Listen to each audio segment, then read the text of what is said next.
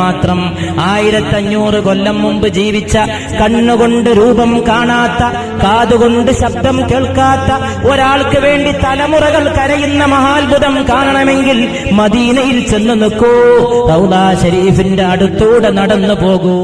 ഇസിയാസ് പേ ജീതാ ഹൂ കഹ ദേ യേ കോയി ആകർ.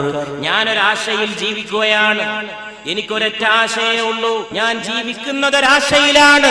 ഒരു മാർഗദീപത്തിന്റെ പ്രത്യാശയുടെ തിളക്കത്തിൽ എന്റെ രാവ് ഉണരുന്നു, അതിന്റെ തിളക്കത്തിൽ എന്റെ പാതിരാവിന് ജീവൻ വെക്കുന്നു, അതിന്റെ തിളക്കത്തിൽ എന്റെ മാനത്തെ ചന്ദ്രൻ ജ്വലിക്കുകയും ചെയ്യുന്നു. എന്റെ ഏകാന്തതയിലും ആ രാവിലെ ഒരു ദീപത്തിന്റെ പ്രകാശം ഒരു പ്രത്യാശയായിട്ട് വിരുന്നു വരുന്നു. ഇസ് ആസ് പേ ജീതാ ഹൂ കഹ ദേ കെ കോയി ആകർ. ആരെങ്കിലും വന്ന് പറയുമെന്ന്